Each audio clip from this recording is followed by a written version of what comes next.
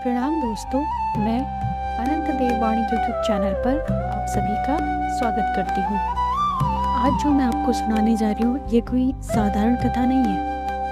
यह उस क्षण की कथा है जब स्वयं भगवान अपने प्रेम को सहन नहीं कर पाए। आज मैं आपको सुनाने जा रही हूँ वह रहस्यमय लीला जब माता रोहिणी ब्रज की कथाएं सुना रही थी और द्वारका में स्वयं श्री कृष्ण का हृदय ब्रज की याद में टूटने लगा।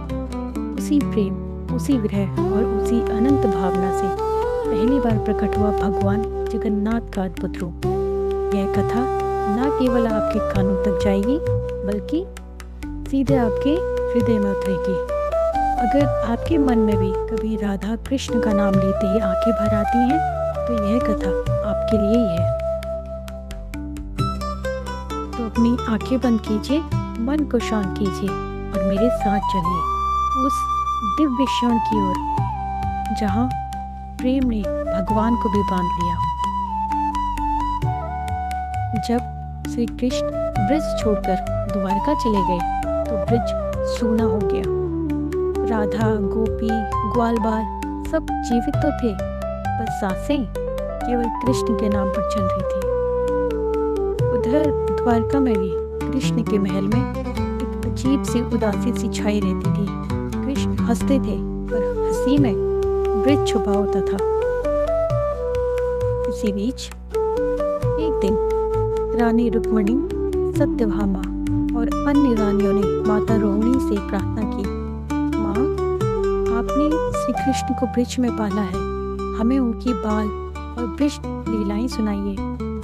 माता रोहिणी सहमत हो गई, लेकिन उन्होंने कहा, जब मैं कथा सुनाऊं तब कोई और अंदर ना आए। माता रोहिणी कथा कहने लगी और सुभद्रा जी द्वार पर पहरा देने बैठ गए। उसी समय श्री कृष्ण और बलराम कक्ष के बाहर से गुजर रहे थे। ब्रज लीला का नाम सुनते ही कृष्ण के चरण रुक गए।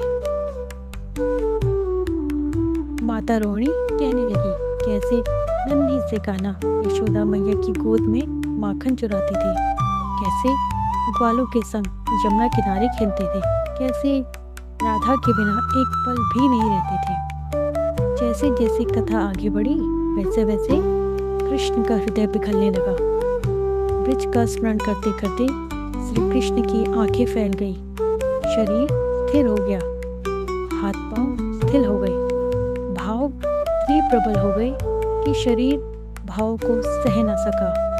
बलराम जी भी ब्रज स्मरण में लीन हो गए। सुभद्रा जी दोनों भाइयों के बीच खड़ी थी। तीनों के शरीर भावातीत अवस्था में चले गए।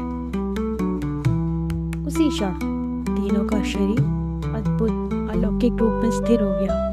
श्री कृष्ण जगन्नाथ, बलराम बलभद्र, सुभद्रा सुभद्रा देवी, न हाथ पूरे न पांव पूरे, केवल नेत्र जो ब्रज को खोजते हुए। यह कोई विकृति नहीं थी, यह विरह की चरम अवस्था थी। जब माता रोहिणी बाहर आई तो यह दृश्य देखकर आंखों से आंसू बह निकले। रानियां समझ गई, कृष्ण द्वारका में रहकर भी ब्रज में ही बसते हैं।